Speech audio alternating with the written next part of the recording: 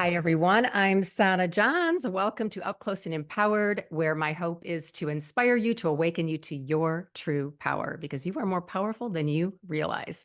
Thank you so much for listening today.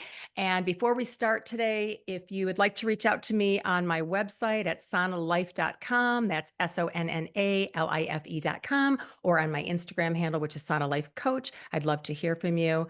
Thank you so much. So today, I am really excited about today's show because I think that this is the perfect show to kick off 2024. I mean, what better way to bring in more love into the new year, right?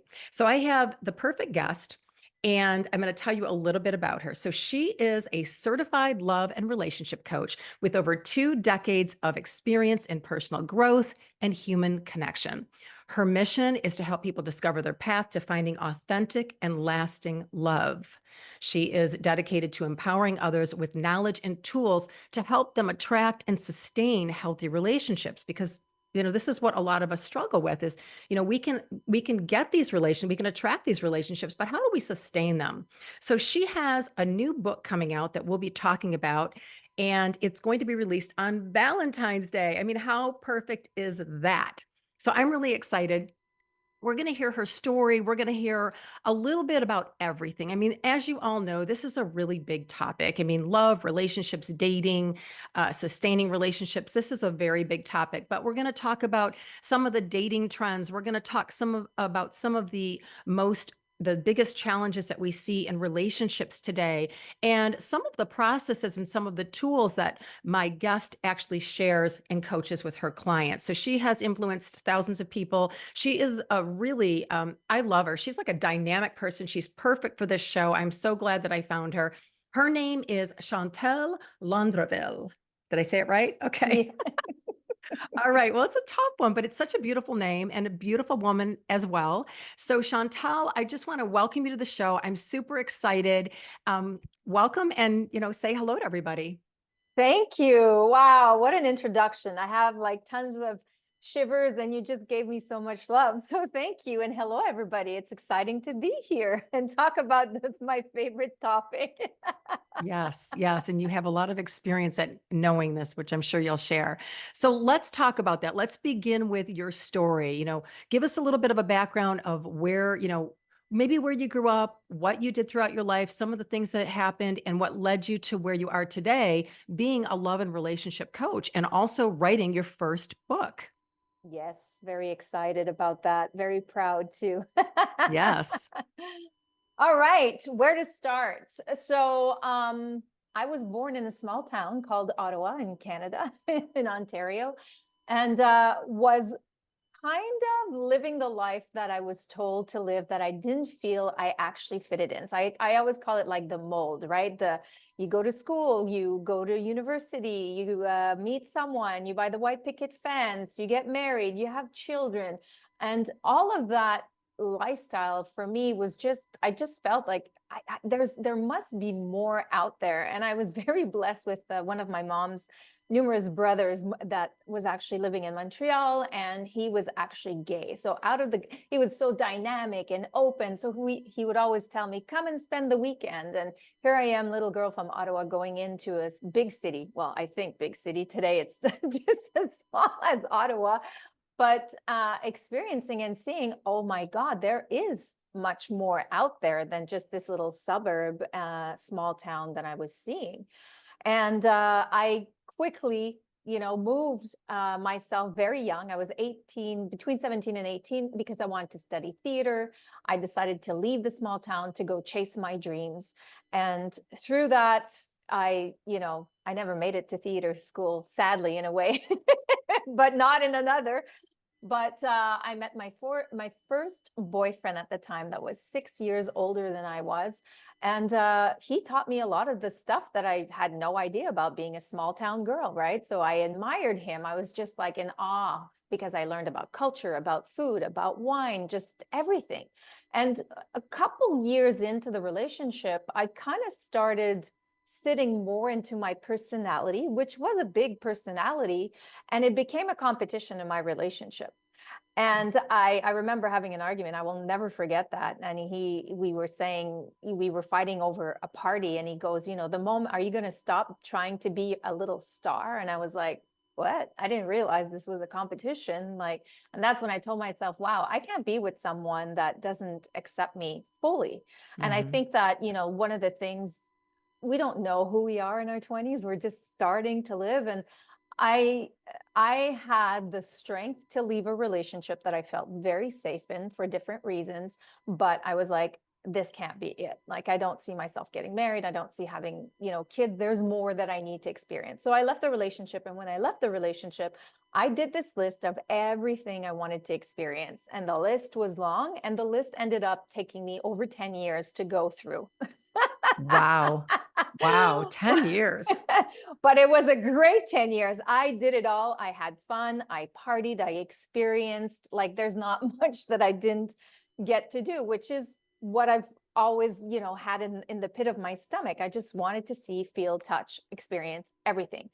And through those years, the one thing that I did was I was always curious with self-development. And coming from my mother, thank God, that's the one thing that well, many things that she's passed on to me, but that was one of them. And I would always go to these conferences or see speakers or, read a book or have friends around me that I would meet that would introduce me to all of these things. So until finally, when I hit my mid 30s, I was like, okay, this has been a nice 10-year journey, but you know what? I'm done. Like, I'm ready to settle down. I want to meet someone. And here we go. So this is my new mission going into it. And that lasted for another probably 5 years, where I just could not seem to attract emotional, available men. I was really good at attracting long distance relationship, younger men, or even married men that were like, I would meet them and I was like, what do you mean you're like taken? So I decided to dive in deeper into the work that I had explored over the years and do a really deeper form of therapy, which I understood finally why I was attracting emotionally unavailable men. My subconscious mind was protecting myself because I had lost my father when I was 2 years old. He died in a car Mm, crash. And when I didn't know any of this stuff. And when we talk about really understanding love and relationships, and I talk a lot about this in my book, you need to understand where you're from. What are your roots? What was the relationship you saw your parents, and what was the relationship you had with your mom and your dad? So for me, as a 2-year-old girl, that's the first, it's our first love of our lives, our fathers and our mothers.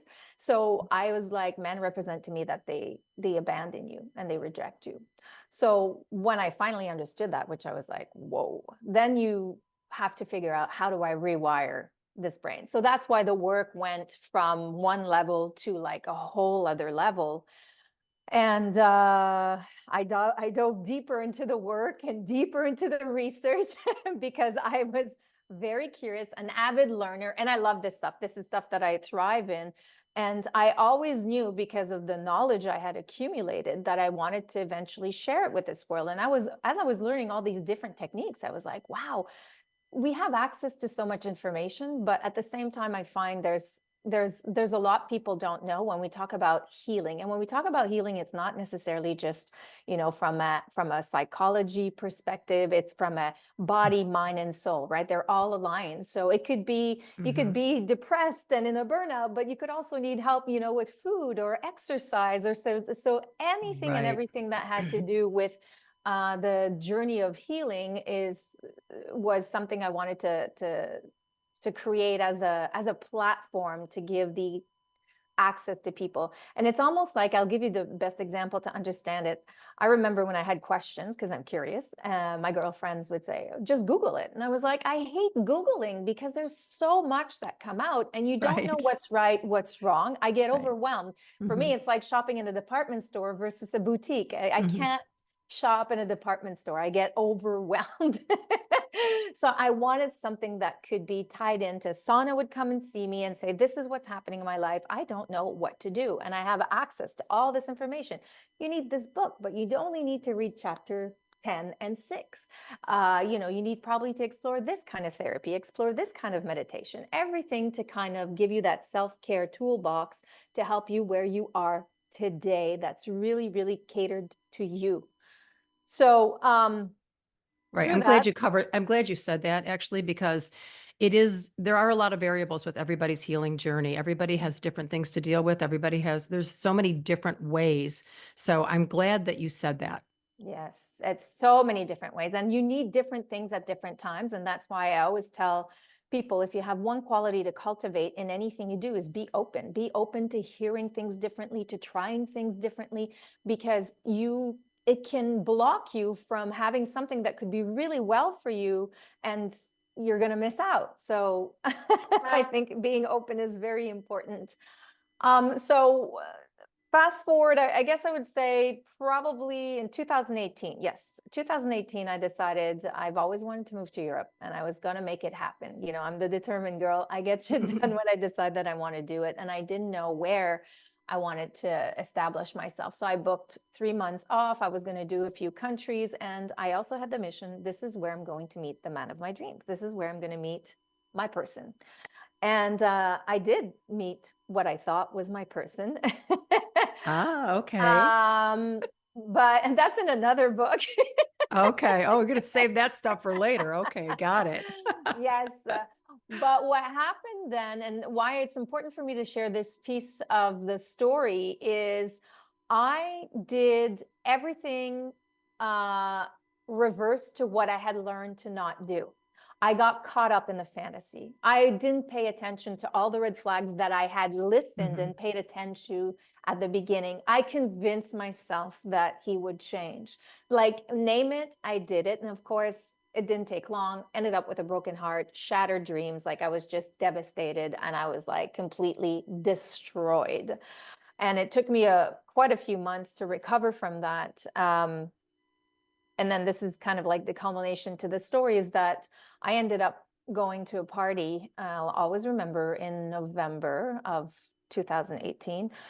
A friend of mine was like, okay, and now feeling sorry for yourself, like, we got to get you out. And I was like, you're absolutely right. So I went out with the attitude saying, I will talk to anybody that has an interesting conversation to have, because this is what we do as well when we're dating. We think we have a type and we tend to think and like stick to the type and limit ourselves from a lot of other people that could be a great match for you, because you think that this is my kind of type. And I was thinking exactly that. So I went into this party and I met 3 men that weren't my type at all, that I would have typically never given the time of day to. And I did, and I ended up having a great adventure with one of them that gave me the last piece of the puzzle before meeting my amazing man that I've been with for the last 5 years. So when Wow. I finally did meet Jeff, that's when I realized that it's one thing to do the work and attract the right person for you, but it's a whole other thing to succeed and make sure you grow properly in relationship. And that's where I founded Raise Your Love Signal, when I got clear. I literally got a download and a clear direction on what I needed to create and offer out there to help people in their journey to love. So hence Raise Your Love Signal, which is a program and a coaching program that I teach. And it's literally everything from A to Z. It's not the ABCs, because love is, we've only been taught a short component of what love is. There's so many layers to it. And it involves a lot of different things. We talked a little bit about this on Monday on your live, including self-love, self-awareness, before even being in a relationship with someone. So Right. here I am today. Yeah, no, I'm glad, and I'm glad that you shared that story, because I think that's, a lot of people shared the same views that you did. That's not my type, and they have so many, so much stipulations that they need, that they really need to be more open. And I know that you have a process where people go through, and it's not just, okay, like the tangible things, it's the intangibles, right? The deeper things, the things that connect you more, the commonality, that type of thing. And I'm sure you have a whole list, but I think it's important for people to know that when we are that close-minded and we don't budge, that we actually limit ourselves from receiving love in general, not even someone that we would necessarily attract, but we actually like have this, no. That's not, nope, nope, like too many guidelines, right? Can you elaborate on Absolutely. that? Yes, because there's the triangle method that I talk about as well in my book, is that there's a big difference between what you think you want, what you attract, what you actually attract, and what's actually right for you. And there's often a massive disconnect between those 3 points. And often, I mean, how many times have you heard when somebody's finally in a great relationship, they say, wow, I never thought I'd end up with this kind of person. I mean, I'm the first one to say it. I never thought I would end up with the kind of person I am with today, because it's not what I thought I wanted.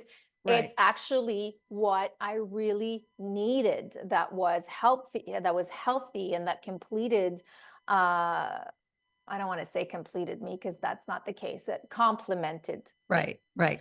Did you know though, Chantal, like, did you know that he was the one that you were gonna build this relationship with when you met him? I mean, based on everything you had learned, did you know it or not I'm really?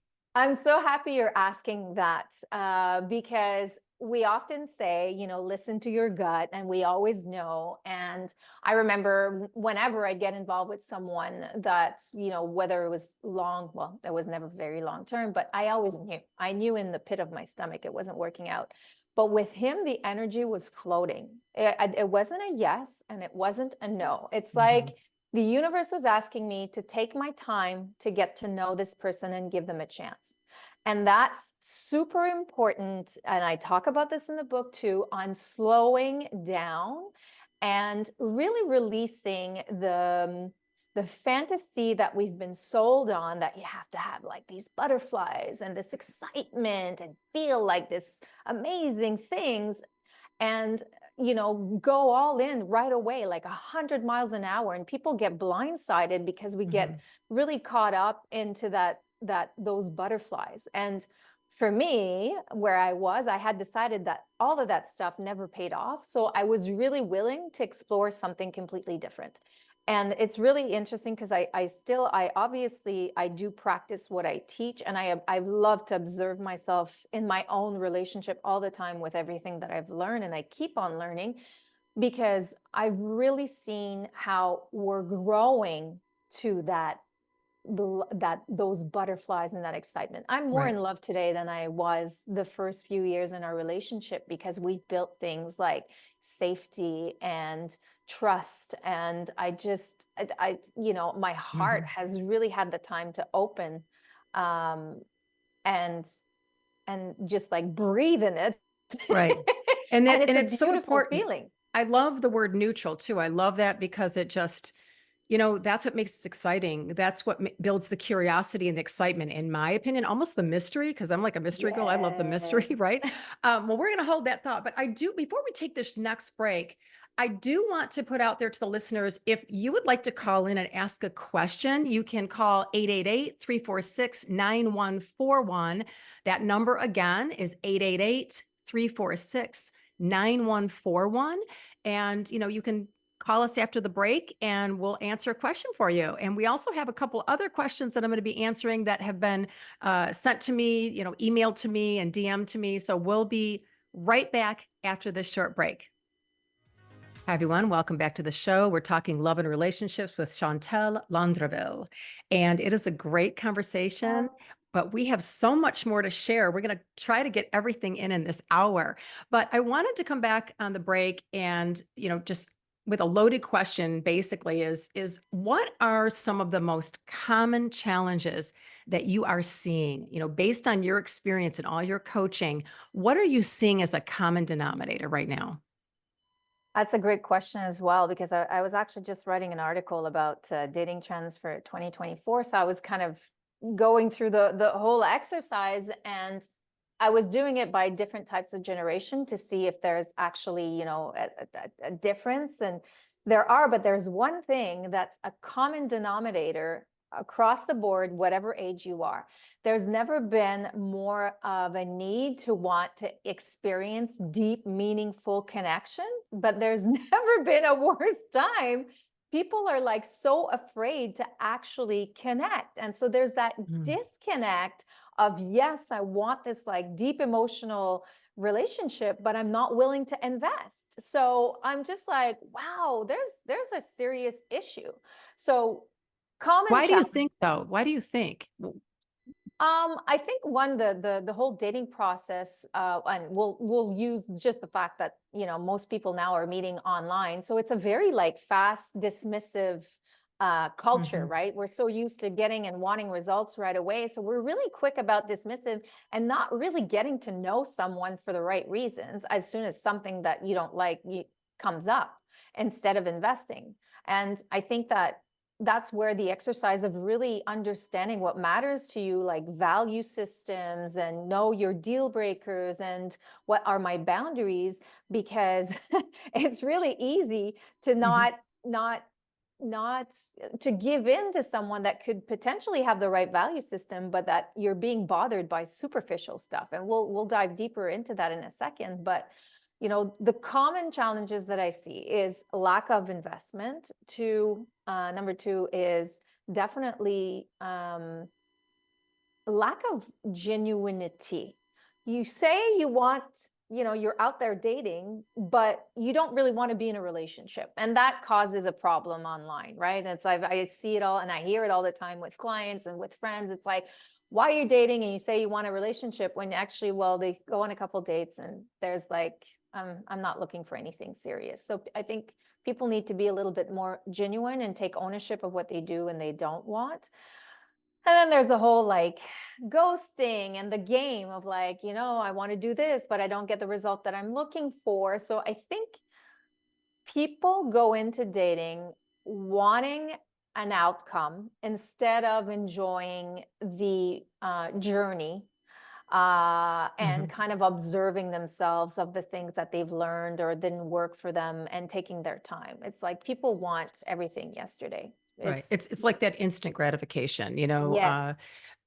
and I think there's a lot to be said when you said just we need to slow down a little bit. And I know that you have a process because you've shared it with me, your process when you coach people that, and I think it's a great process because it's not long and drawn out. It's just really to the point. Like, what are you looking for? What do you think about love? How do you identify with love?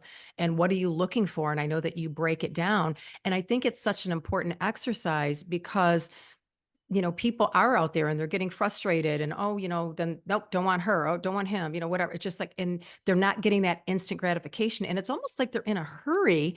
But what they don't realize is if they just slow down and they really focus on what they want, like who they are and what they want, that they might actually start to attract the person that's right for them. Yeah, absolutely. And I think even more important, the first question I ask anyone I work with is, what is love to you? What is it? Hmm. And that's how I started my research. And it was really interesting to see what people had to say. And what is your relationship to love? Like, how do you want this to be? And it's really important to get clear what that means, because if you're not clear, how do you want to attract the right thing, right? So if your relationship with love, for example, has always been about being the giver in any case of relationship, right? You're the yes person. You're the person that's always like nurturing and you're never learning to receive. Well, you probably need to be in a healthy well, I know that you need to be in a healthy relationship. There needs to be a circle on the receiving and giving end. So you need to understand, like, oh, if love for me all of my life has been about giving, there's a disbalance. No wonder my relationships aren't working. What do I want my relationship to be now with love? It needs to be an exchange. It needs to be a balance between receiving and giving. And what do I need to do? Who do I need to become to actually receive and break that pattern that I've been doing most of my life? So that's number one. Number two is really get clear between needs and wants. And from a partner perspective and from a relationship perspective. And most people, when I talk about wants, they're very superficial. They're very like self-absorbed needs. Oh, I want her to be fun and I want her to be 6'2" and him to be a great cook and of course be financially well off and funny and charming and well-traveled. Oh my God, yes. I hear you. I The hear average you. list of everyone is like that. Okay. So Yeah. that's not specific enough, and their wants. Now, needs for me, I describe that as being like air. They're almost like deal breakers you can't live without. So in my case, in my my list that I had done, acceptance, because I had never been with someone that accepted me fully, or I was always trying to play someone I wasn't to be liked and loved. Acceptance, trust, uh, um, somebody that honored my freedom. I'm a butterfly. Like I used to travel a lot for work, be on a plane and be in a very men dominated men industry, always, interchanging and late night dinners and stuff. So it was really important for me to be with someone that was secure. So these are things that create safety in relationship. And I've really come to understand with time, safety is a word that we don't really use, but it's probably the most important to thrive in relationship. And when I say safety, it's because you feel safe enough to be heard, Mhm. you feel trusted and you trust, you feel your partner has your back, you feel that they won't run when something goes wrong, and you'll be able to come together as a team and deal with things. So, but those are things that only develop with time and really getting Right. to know someone and their history and their baggage. It doesn't matter all the work that you've done, and even if you've been like self-aware, you still bring in your shit into the relationship, because relationships are the mirrors of who we are, who we need to evolve into. So yes, it definitely helps when you have that self-awareness and you know what are your patterns and your behaviors. In my case, I'm a control freak. And I've worked so hard over the years to know how to balance that control, but it's still a part of who I am. And I still have days that I fall off the rails, but because my partner and I have developed such a healthy tool set to succeed when we have a challenge arise, where he'll call me out. We have these safe words that we call, and he'll call me out with a safe word, and I know that I need to take a deep breath and step back and say, okay, the control issues, like, no, you're not who you used to be, you're not going to get back to that extent again, and you need to honor and respect your partner right here, right now. And it's a game changer. It's a total game Mhm. changer. So really understanding and doing that list of wants, needs, and with a partner's perspective and a relationship, we never think how we want to grow and evolve in our relationship. And that's the most important value system. How many couples have I met that they have kids and they've never talked about how are we going to raise our kids? What's the value system that we want to give them? Which kind of school, which kind of religion, if there's any case. And then, it's too late, you're into it, and there's one parent that thinks like this, there's another parent that thinks like that. So it's really fascinating that I think people don't put a little bit more thought into the future once they have found, the partner to build relationships with. Right. So I want to ask you, I mean, I do know that one of the most important things is to feel safe in a relationship, obviously to be accepted, to be authentic, and to be vulnerable, to be able Mhm. to feel like you can be vulnerable and accepted. I mean, vulnerability is intimacy, really. I mean, it truly Huge. is. So this is my question, and this was one of the questions that was emailed into me. So the question was, what if you do feel safe, you are respected, your authenticity is respected, but there's not a lot of commonality in the relationship. Like, obviously there has to be a little bit of a physical attraction and, all of the above. Not, I mean, those other things are way more important, but there's got to be some kind of an attraction and there's got to be some commonality that you share. So what would you say to a couple that they do respect each other and they get along, but they're just so different and they just don't feel like it's really the right space for them. I mean, what would be I know it's a big question and there's variables, but what would be the first thing for, let's say, this woman to do to kind of look into this and explore and see, like, do I stay? What do I do? What would you suggest? Well, from what I'm understanding or hearing or interpreting is that there's a disconnection from what used to probably be a connection. So I'm going to give two scenarios. If you've been in a long-term relationship and this is the case, then that might be a lack of, because you can respect, honor each other, but you know, differences are, in my relationship, we're so different. It's like night and day, but I actually really admire our differences, and it gives us our independence to one another. So when we do come together, there's always something new to share. And I think that if you've lost your way through that, then it's like you both need to have the willingness to actually say, okay, this is what's happening. Do we want to stay here? Do we want to go? And if we stay, what can we do to revisit, reignite? Because a lot of the time in long-term relationships, people get lazy and they stop doing the work that needs to be done. And I always say, like, things like going to a retreat together as a couple once a year as growth together is a Mhm. really great way to make sure that you stay connected to your partner. Because if one partner grows and the other one doesn't, at one point it can create an issue. So it's like, how can you make sure that you don't always need to, my boyfriend will never be in the spiritual journey as much as I am, but he's always open and like, okay, he expects us for us to stay here. But if he wouldn't, it could create a massive disconnect at one point. So I would say you have to ask yourself those questions. And then the other part is you might have just lost each other in the run.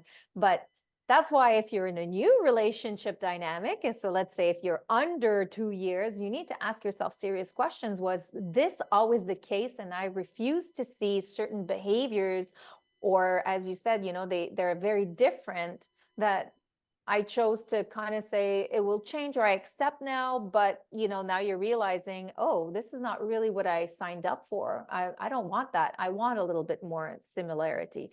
I always give the example, it's when people meet and boy meets girl, boy says, I watch Sunday night football every Sunday. And she's like, oh yeah, me too. But in her head, she's like, I hate football, So she starts watching Yes. football every Sunday with the guy.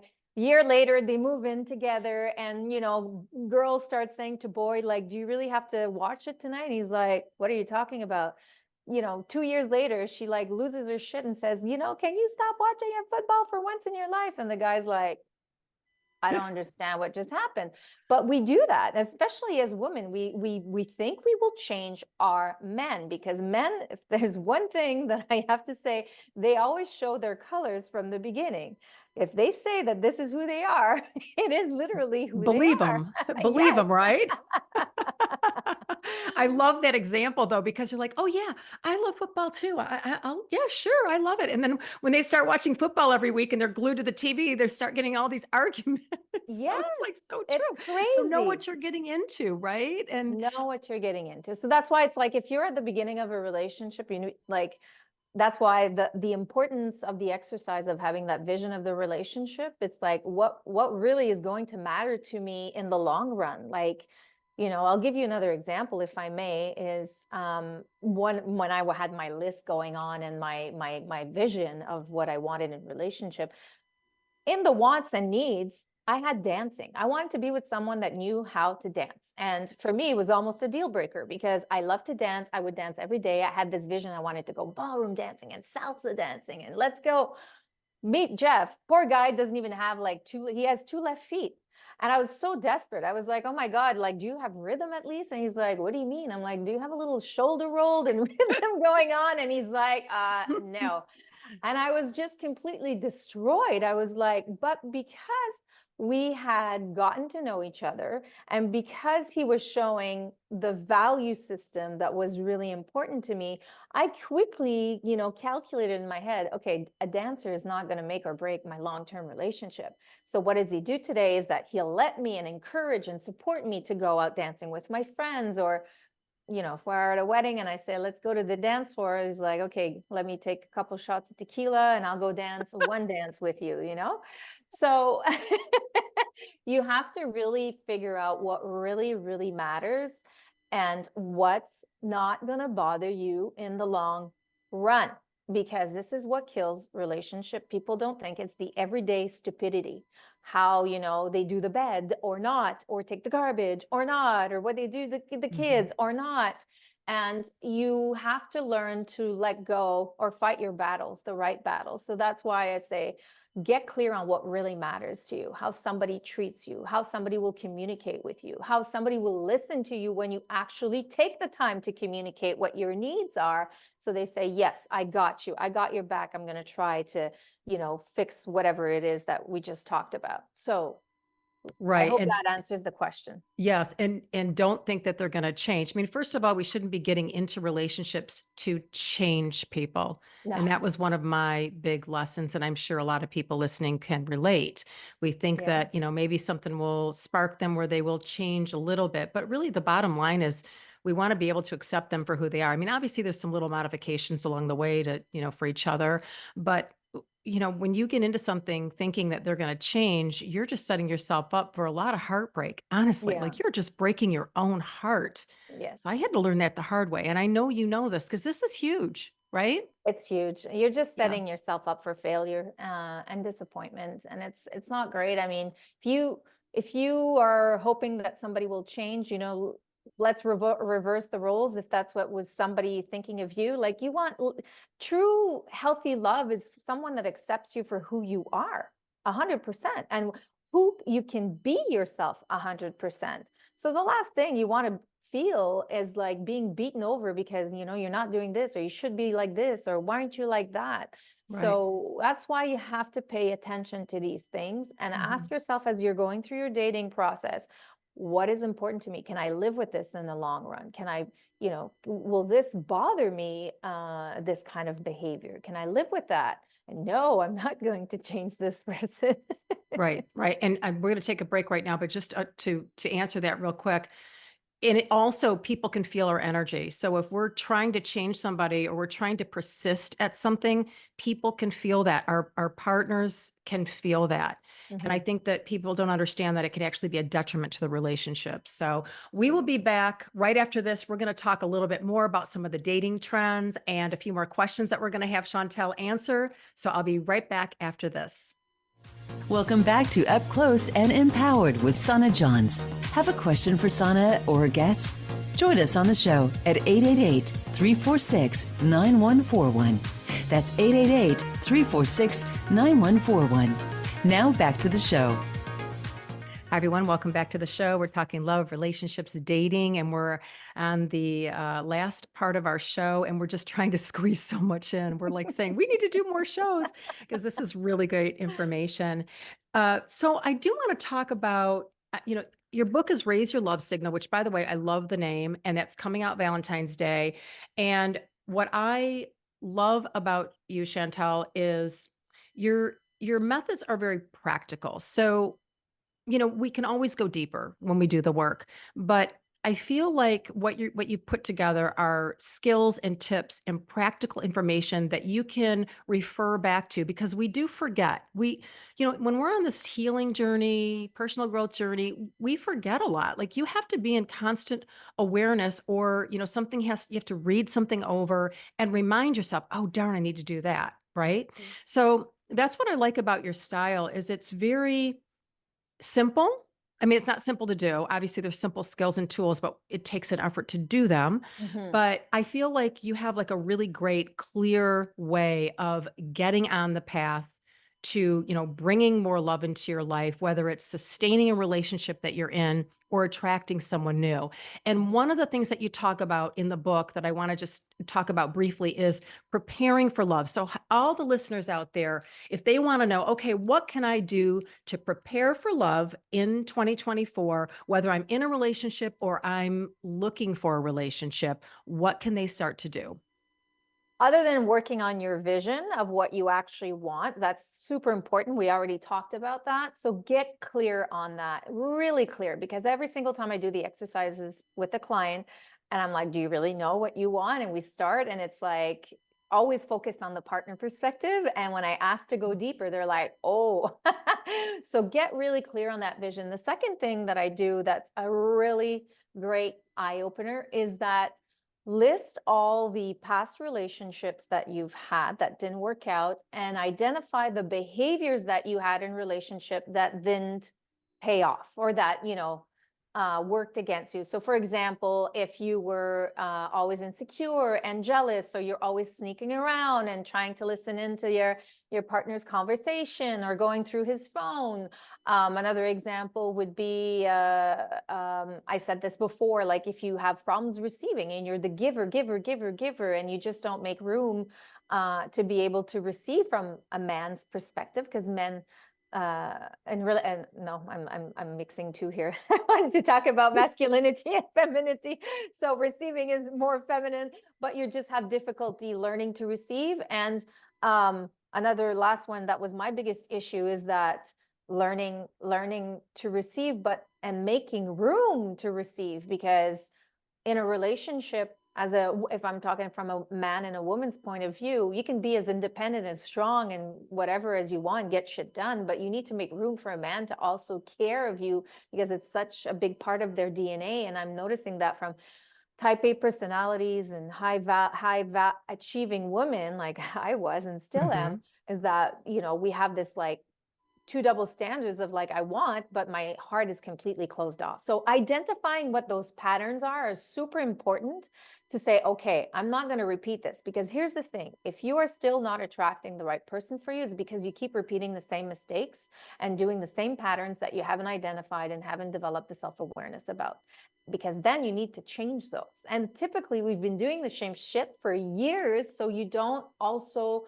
alternate that way of thinking overnight. So you need to start identifying, how can I do this on a baby step level on a daily basis to change this? So for example, one of my things was accepting to be vulnerable. I struggled so bad with vulnerability. So my best friend at the time told me, Chantal, if you aren't able to be vulnerable with your own best friends, how are you going to be vulnerable in relationship? So I had to start being vulnerable by picking a friend, starting with Mm-hmm. her, then that went to a second friend and third friend. So by the time I got into my relationship, my vulnerability muscle had evolved. And it's literally muscles that we have to work. And I think people think that you read a book and, oh yeah, I'm going to do this, the work falls off. And that's why the guide that I did is really good, because it's something that you can refer to, and a really quick exercise that can just give you awareness. Understanding things like your attachment style is really big as well. Right. Which is You a can whole just, other show. oh yes, big time. But no, I like that. Excuse me, it's baby steps. You're taking baby steps of the vulnerability, which kind of leads me into, using discernment, choosing Mm, day to day our choices. Okay. Do we want to date that person? Do we not? Do we want to stay in this relationship? Really being in touch with using our discernment and yes. setting boundaries for ourselves. Yes, yes, absolutely. You need to stay true to who you are and be able to communicate your boundaries from the beginning. And this is where you get to see a lot of some ones, how they will show up for you or not. If you can't stand up for yourself at the beginning of a relationship, what the hell are you going to do later on in time, right? And the thing Exactly. is, this needs to be reciprocated. This needs to be reciprocated for any relationship to work. And these are things that you can practice with your friends, with your family. That's why, like, even though my book is focused on romantic relationships, it's applicable to all relationships. So these are things that you need to start practicing in all areas of your life, especially when we've identified those patterns or behaviors or those belief systems. They show up in different areas. So you can Right. start practicing them in those other areas. Right. Okay. So we're going to shift here because this is one of the Mhm. questions. Actually, these are the same question came in from several people, and that's regarding dating Mhm. online. Like, where do you meet people? When you are dating online, I know it's the way that a lot of people are meeting people these days because people are busy and they're not really going out at night to the bars every night. I mean, they want to kind of meet and hopefully get, build relationships with the person that they meet. But, some people get really burnt out. And Mhm. so my question really is online dating as a whole, as far as screening, is it safe to give out your number? And believe it or not, this was a guy that sent me this. It's Matt from Clarkston. He's like, how do I know how to screen somebody and whether or not I should give out my number? So do you have any parameters that you can kind of share with us? Tons, tons, tons, tons. It's this, I love this topic. So first off, I think there's so much bad connotation around online dating. And it's like, I always tell people, you only need one. I met my boyfriend online. Yes, ladies and gentlemen, I Oh, met my boyfriend online. And did it you was, hear that, everybody? She met her boyfriend after 18 years of being single, and she met him online. Oh my gosh. yes, 1 out of 4 relationships that is created is done via online. So there is hope.